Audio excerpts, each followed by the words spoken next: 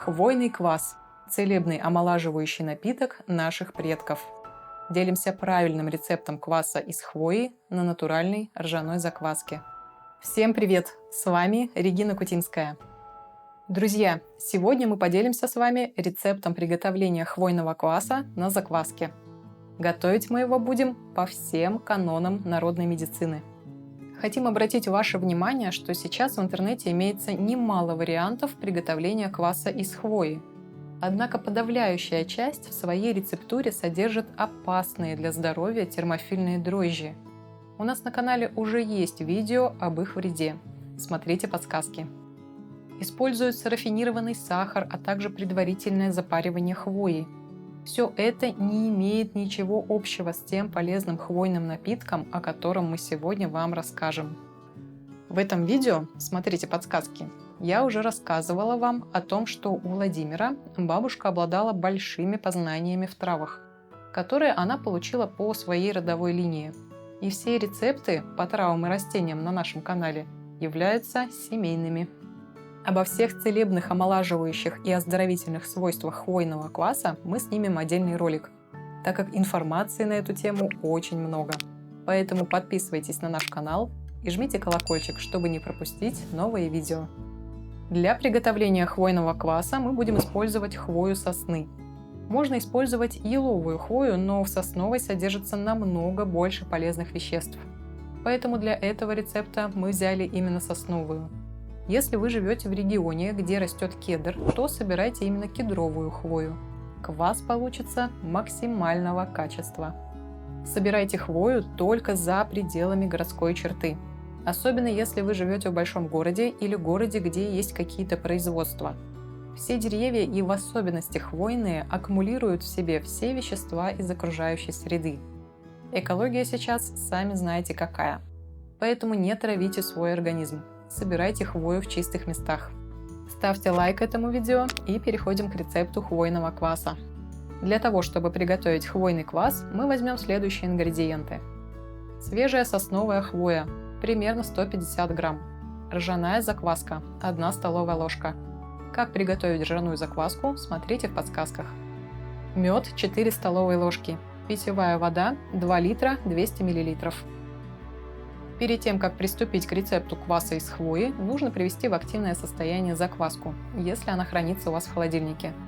Как это сделать, смотрите в отдельном ролике, ссылка в подсказках. Хорошенько промываем хвою под проточной холодной водой, чтобы смыть пыль, паутинки и мелкую лесную живность. Потом откидываем на сито и ждем несколько минут, пока стечет вся вода. Либо можно выложить на полотенце. Хвойные иголки очень твердые, поэтому вначале надо нарушить их клеточную структуру, чтобы получить доступ ко всем полезным веществам. Самый простой способ это сделать – положить хвою в блендер, добавить 700-800 мл питьевой воды из общего объема и немного взбить в течение 20 секунд, как обычный смузи. Если у вас нет блендера, то хвою можно очень мелко нарезать ножом, но это крайне сложно, либо ножницами, что уже попроще. И еще вариант – пропустить через мясорубку. В мясорубку поставьте насадку с большими отверстиями. Теперь в отдельную посуду или обычную стеклянную банку наливаем 200 мл питьевой воды из общего объема. Разводим в ней мед. Туда же добавляем закваску и тоже тщательно размешиваем. В 3-литровую стеклянную банку с оставшейся питьевой водой вливаем воду с медом и закваской, а также все содержимое блендера. Хорошенько перемешиваем деревянной ложкой. Сверху накрываем горлышко банки марлей, сложенной в 3 слоя. Закрепляем резинкой. Окутываем полотенцем. Квас должен настаиваться в темном месте.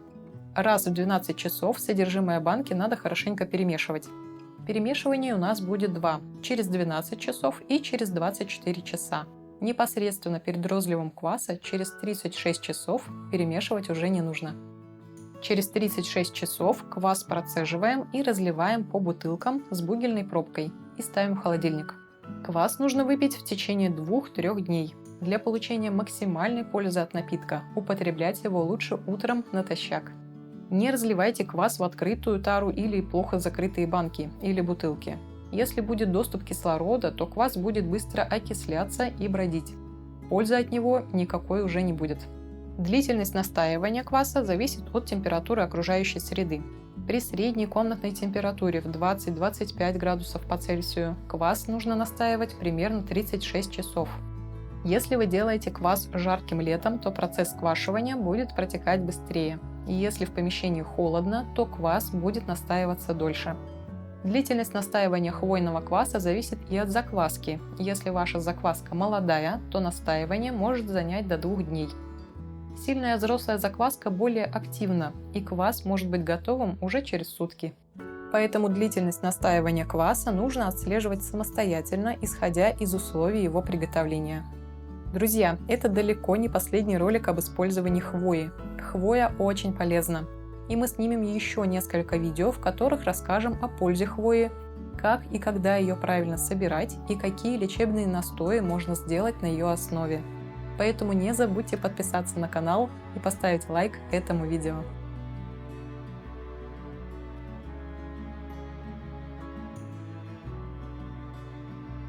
Если остались какие-то вопросы по приготовлению хвойного кваса, пишите их в комментариях.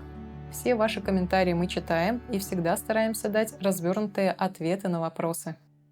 До новой встречи и доброго вам здравия!